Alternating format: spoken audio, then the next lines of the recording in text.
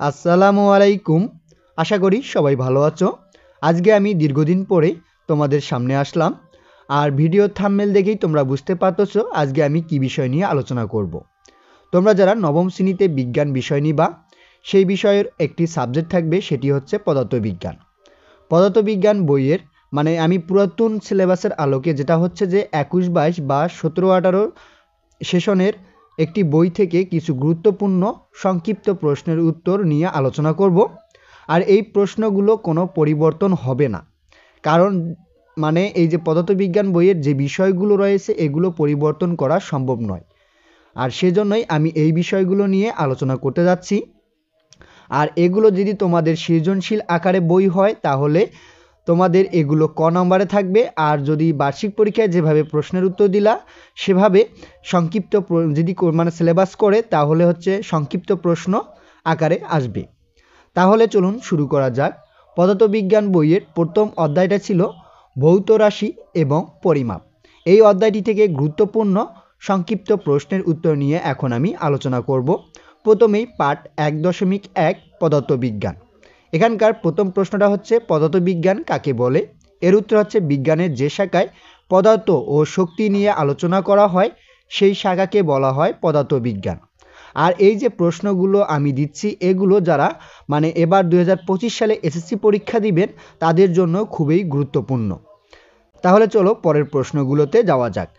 এবার পরে হচ্ছে পাঠ 1.2 পদার্থবিজ্ঞানের পরিসর। প্রশ্ন নাম্বার 2, প্রকৃতির মেনে চলা বিভিন্ন গাণিতিক নিয়মাবলী আলোচনা করা হয় আলোচনা হয় কোন বিজ্ঞানে। এর উত্তর হচ্ছে প্রকৃতি মেনে চলা বিভিন্ন গাণিতিক নিয়মাবলী আলোচিত হয় পদার্থবিজ্ঞানে। এরপরে পাঠ 1.3 থেকে পদার্থবিজ্ঞানের কর্মবিকাশ। এই পাঠটি থেকে প্রশ্ন হচ্ছে যে অ্যাস্ট্রোলাব নামক যন্ত্র কে আবিষ্কার করেন। এর উত্তর হচ্ছে মুসলিম জ্যোতির্বিদ আল বাত্তানি ও আল ফাজারি। গ্রহ নক্ষত্রের উন্নতি কোণ নির্ণয়ের জন্য অ্যাস্ট্রোলাব নামক যন্ত্র আবিষ্কার করেন। এরপরে পাঠ 1.4 থেকে পদার্থবিজ্ঞানের উদ্দেশ্য। এখানে প্রশ্ন হচ্ছে পদার্থবিজ্ঞানের মূল লক্ষ্য কী। এর উত্তর হচ্ছে পদার্থবিজ্ঞানের মূল লক্ষ্য হচ্ছে পর্যবেক্ষণ, পরীক্ষণ ও বিশ্লেষণের আলোকে বস্তু ও শক্তির রূপান্তর ও সম্পর্ক উদ্ঘাটন এবং পরিমাপগতভাবে তা প্রকাশ করা। এরপরের পাঠ 1.5 ভৌত রাশি এবং তার পরিমাপ। এখান থেকে গুরুত্বপূর্ণ প্রশ্নগুলো এগুলো দেখো বিভিন্ন বোর্ডে এসেছিল, যেমন যশোর বোর্ড 2019 সালে, কুমিল্লা বোর্ড 2019 সালে এই প্রশ্নটা ছিল। প্রশ্নটা হচ্ছে পরিমাপের একক কাকে বলে। এর উত্তর হচ্ছে যে নির্দিষ্ট পরিমাণের সাথে তুলনা করে সব ভৌত রাশির পরিমাপ করা হয় তাকে পরিমাপের একক বলে। এরপরে প্রশ্ন 6, মাত্রা কাকে বলে। এর উত্তর হচ্ছে যে কোনো ভৌত রাশিকে বিভিন্ন সূচকের এক বা একাধিক মৌলিক রাশির গুণফল হিসাবে প্রকাশ করা যায়। কোনো ভৌত রাশিতে উপস্থিত মৌলিক রাশিগুলোর সূচককে রাশিটির মাত্রা বলে। এটি কিন্তু খুবই গুরুত্বপূর্ণ, মাত্রা কাকে বলে। এটি 2019 সালে এসেছিল সিলেট বোর্ডে, ঢাকা বোর্ডে 2016 সালে, রাজশাহী বোর্ডে 17 সালে এবং চট্টগ্রাম বোর্ডে 2015 সালে এসেছিল। এরপরে মৌলিক রাশি কি। এর উত্তর হচ্ছে যেসব রাশি স্বাধীন বা নিরপেক্ষ, অর্থাৎ অন্য রাশির ওপর নির্ভর করে না বরং অন্যান্য রাশি এদের ওপর নির্ভর করে তাদেরকে মৌলিক রাশি বলে।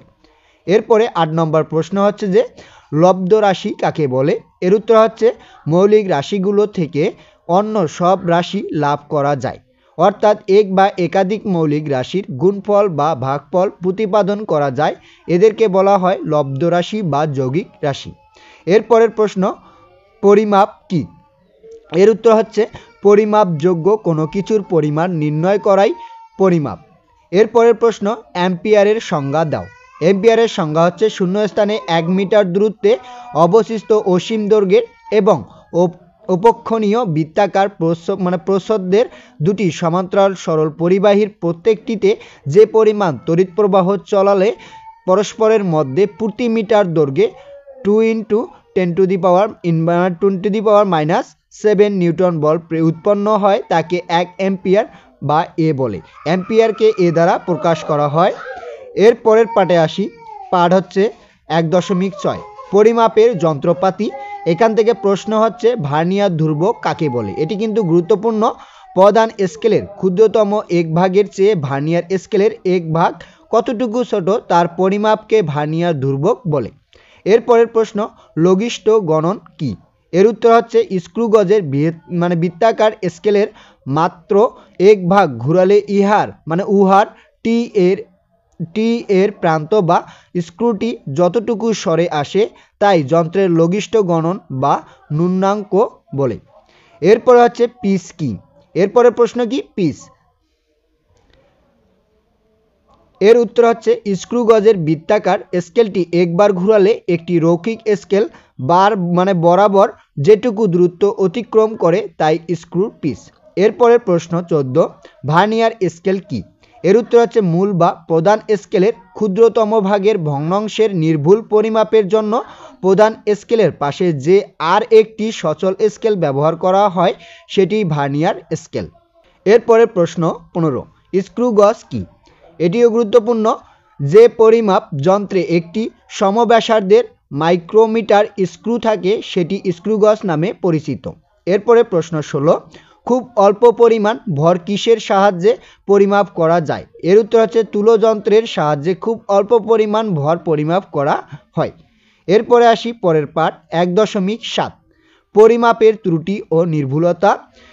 এখানে প্রশ্ন হচ্ছে যান্ত্রিক ত্রুটি কি? এর উত্তর হচ্ছে পদার্থবিজ্ঞানে পরীক্ষণের জন্য তথা মাপজোকের অন্য ব্যবহৃত যন্ত্র যে ত্রুটি থাকে সেটি যান্ত্রিক ত্রুটি। এরপরের প্রশ্ন, ব্যক্তিগত ত্রুটি কি? এর উত্তর হচ্ছে পরীক্ষণের সময় পর্যবেক্ষকের নিজের কারণে পাঠে যে ত্রুটি আসে তাই ব্যক্তিগত ত্রুটি। এই ছিল প্রথম অধ্যায় ভৌত রাশি এবং পরিমাপ। এই অধ্যায়টি থেকে গুরুত্বপূর্ণ সংক্ষিপ্ত প্রশ্নের উত্তর। এই সংক্ষিপ্ত প্রশ্নের উত্তরগুলো তোমরা যদি মনোযোগ সহকারে পড়ো, এখান থেকে যে সৃজনশীল যদি প্রশ্ন হয় তাহলে ক নাম্বারের জন্য এগুলো খুবই গুরুত্বপূর্ণ, আর যদি সৃজনশীল আকারে না হয় তাহলে সংক্ষিপ্ত প্রশ্নের জন্য এগুলো খুবই গুরুত্বপূর্ণ। তাহলে আজকে এ পর্যন্তই।